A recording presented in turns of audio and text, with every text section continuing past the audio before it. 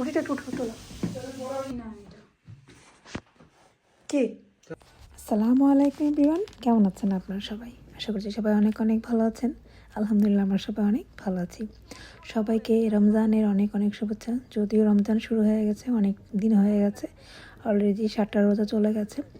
তো আমার এটা ছিল রমজানের 2 দিন আগের কিছু ক্লিপ। আমার একটু অসুস্থতার কারণে আমার এই ক্লিপগুলো আসলে তখন আর পোস্ট করা হয়নি। তো আমি যাচ্ছিলাম আমার বাসার জন্য কিছু জিনিস লাগবে ওটাই আনতে। তো ইকিয়াতে গেলাম। তো ইকিয়াতে দেখা যায় প্রায় যাওয়া হয়, দেখা যায় বাচ্চাদের ঘরের কিছু না কিছু প্রয়োজন পড়েই, তো ওইটাই আনতে গিয়েছিলাম। তো যাওয়ার পরে ইকিয়াতে গেলে তো একটু ঘোরাঘুরি না করলে আর কেমন হয় বলেন। এত সুন্দর করে এখানে গার্ডেনের একটা থিম সাজিয়েছে, দেখে এত বেশি ভালো লাগতেছিল। তো কোনো এক সময় অবশ্যই সাজাবো। আমার গার্ডেনিং করতে আসলে অনেক ভালো লাগে। আমার বাসায় স্পেস আছে, কিন্তু দেখা যায় যে এখানে যখন অনেক ঠান্ডা পড়ে না, গাছগুলো সব নষ্ট হয়ে যায়, তো ওইভাবে আর করা হয় না। তো মাঝে মধ্যে হয় কিছু কিছু গাছ আমি টবে এনে লাগিয়ে রেখেছি। এবার শীতে বৃষ্টিতে সবগুলো গাছ আমার নষ্ট হয়ে গেছে। এখানে দেখেন এত সুন্দর করে ওরা গার্ডেনের সাইডটা সাজিয়েছে, দেখে মনে চাচ্ছিল যে এখানে যা যা আছে আমি সবই নিয়ে এসে আমার বারান্দাটাকে গাছ দিয়ে একদম ভরে ফেলি। গার্ডেনের সাইডটা দেখেন এত সুন্দর সুন্দর গাছ এখানে আছে। ইনডোর প্লান্ট, দেন হচ্ছে আউটডোর, দেন টব, মানে সবই আছে আপনার পছন্দ। একদম অল্প প্রাইস হতে শুরু করে দামি দামি অনেক সুন্দর সুন্দর গাছও আছে, দেন হচ্ছে আপনার টবও আছে। এখানের এই কর্নারটা আমার সবচেয়ে বেশি ভালো লাগছে। মনে হচ্ছিল কি আমাদের দেশে যেমন বেতের জিনিস পাওয়া যায় না, তেমনই ছিল ওই সাইডটা, সবই বেতের আইটেমে ছিল। তো এইটা একটা কর্নার আমি চলে এসেছি। এইখানে হচ্ছে সব আপনি দেখতে পাবেন মিরর আর মিরর, ছোট হতে শুরু করে বড় বড় মিরর। ইকেয়াতে গেলে আসলে একদম ঘুরতে ঘুরতে অস্থির লেগে যায়। আর এই দেখেন এই সাইডটা তো মনে হচ্ছে বাংলাদেশে 10 নাম্বার বা 11 নাম্বার ওইদিকে গেলে এই ধরনের কিন্তু হচ্ছে যে এই যে বেতের জিনিসগুলো দেখা যায়। ইকেয়াতে আমি দেখলাম যে ওদের একটা সাইডে আছে এই ধরনের বেতের কাঠের জিনিসগুলো, দেখতে এত বেশি ভালো লাগে। তো এই তো এখন হচ্ছে আমি যেখানে হচ্ছে ডেকোরেশনের প্লেট টেলেট থাকে ওই কর্নারে চলে এসেছি।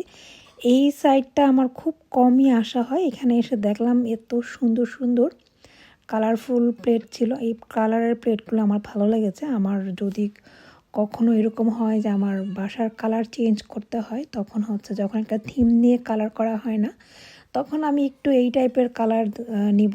তো আর তখন হচ্ছে আমি আমার বাসার ফার্নিচার সব কিছু এভাবেই চেঞ্জ করব। তো এখন তো আসলে সব কিছু এলোমেলো, জানি না, আল্লাহ ওরকম তৌফিক দিলে ইনশাল্লাহ হবে।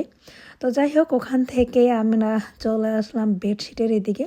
দেখেন এই বেডশিটগুলো এত মানে একদম কটন ছিল, কিন্তু আমাদের দেশে যেমন অনেক সুন্দর সুন্দর চাদর পাওয়া যায় না, এখানে আমি তেমনটা দেখি না। এখানে এই ধরনের এক কালারের মধ্যে চাদর বেশি পাওয়া যায়।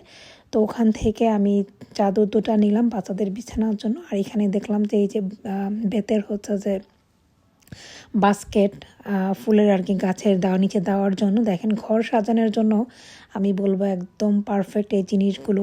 একদম সুন্দর, এত সুন্দর যা চোখে দেখে মনের একটা শান্তি যেটা ব্যাপার বলা আছে না, এরকমটা আর কি। ও গাছটা ভেঙে যাবে, কর্নারে রাখো। হ্যাঁ, ওইটা সাইড করে রাখো, হাঁটো।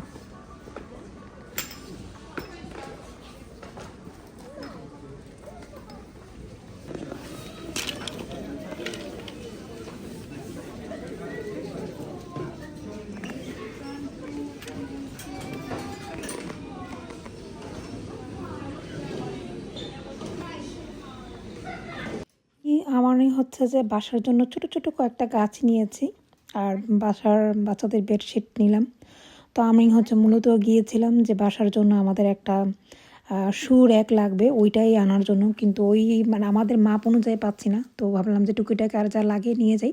তো এই তো এই বাসার এই প্ল্যান্টগুলো নিলাম, ছোটো ছোটো। দেখেন গাছগুলো কিন্তু খুবই সুন্দর, আমার অনেক ভালো লেগেছিলো। ওইখানে তো সব গাছই আমার ভালো লেগেছে, তারপরে ছোটো ছোটো এই গাছগুলো ভাবলাম যে নিয়ে যাই।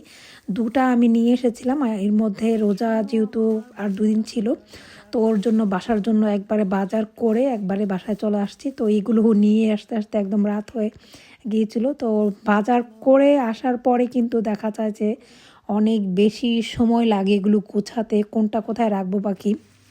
তো ফাইনালি এটা হচ্ছে ফার্স্ট রোজার দিন আমাদের ইফতার। তো ওই দিন আমরাই আর হচ্ছে আমার বাচ্চাদেরকে নিয়ে প্রথম রোজা একাই ইফতার করি। আমার হাজব্যান্ড অনেক বিজি ছিল, ওই দিন আর সে আসতে পারেনি ইফতার খাওয়ার জন্য।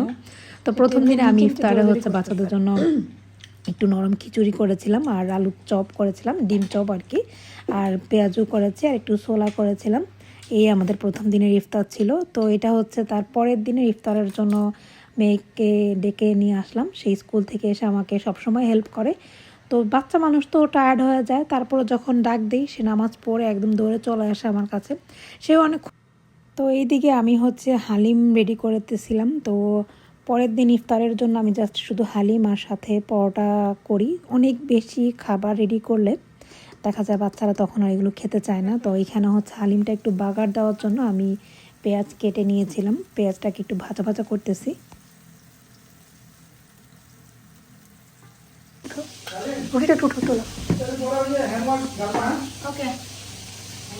হালিমটা নিয়ে প্লেটে করে না,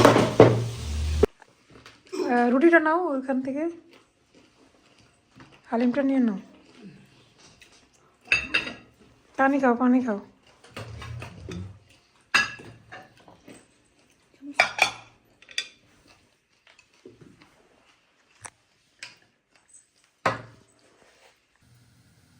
তো এটা হচ্ছে আমাদের তৃতীয় রোজার ইফতারের প্রিপারেশন নেওয়া হচ্ছে। তো এখন তো যেহেতু রোজার মাস, তো রান্না বাড়াটা তো দেখা যায় বিকেলের দিকেই শুরু করি। তো একবারেই যখন করি, যেটাই রান্না করি দেখা যায় বিকেলে যদি ডিফারেন্ট কিছু করি তো ওইটার জন্য আবার রাতে সেহরির জন্য আলাদা একটা তরকারি করি।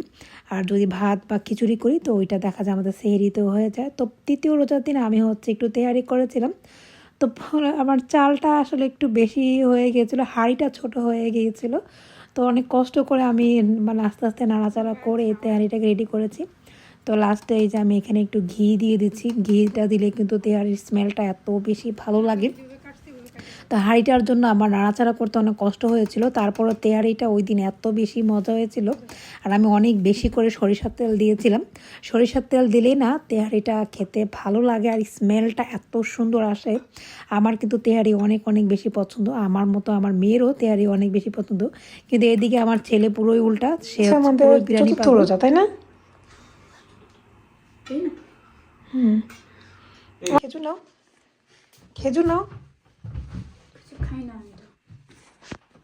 কি না এখানে বসো, ইয়াটা দাও, পানি ঢালো, পরে হচ্ছে যে ইয়া দাও।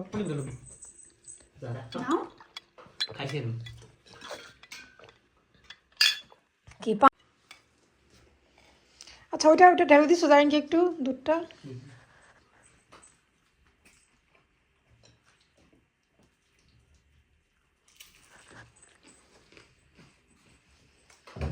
তো ইফতারি শেষ করে আমি আমার মেয়েকে নিয়ে একটু মলে গেলাম। তার ওই দিন আবার বার্থডে ছিল। তো বার্থডের জন্য অনেক আগে থেকে তাকে বলতেছিলাম যে তুমি কি চাও, কি নিতে চাও স্পেশালি। তো তার এমন কোনো চাওয়া নেই, তারপর অনেক বলার পর সে বললো যে আমাকে শেফুরা থেকে কিছু কসমেটিক্স কিনে দাও, স্কিন কেয়ারের। তো বললাম ঠিক আছে চলো, যেটা তোমার পছন্দ কিনে দেবো। তো ওখানে যাওয়ার পরে দেখলাম স্কিন কেয়ারের প্রোডাক্টগুলো এত বেশি এক্সপেন্সিভ। দেখা যায় মানুষ বলে কি যে কোরিয়ান প্রোডাক্টগুলো এত কেন দাম, এত কেন দাম। দেখেন শেফুরাতে যাওয়ার পরে যারা রেগুলারলি স্কিন কেয়ার করে তারা জানে যে স্কিন কেয়ারের ভালো টাইপের যে প্রোডাক্টগুলো ওগুলো অবশ্যই অনেক দাম থাকে। তো শেফুরা আর হচ্ছে কিকো থেকে ও কিছু স্কিন কেয়ার প্রোডাক্ট কিনলো। তো ওখান থেকে বের হয়ে তো আমরা এখন নেমে যাচ্ছি, এখন বাসার দিকে চলে যাব। রাত ভালোই হয়েছিল। তো এটা হচ্ছে তার পরের দিন আমরা মসজিদে চলে গিয়েছিলাম ইফতার করার জন্য। তো আজকের এই ব্লগটি এ পর্যন্তই। আল্লাহ হাফেজ, সবাই ভালো থাকবেন।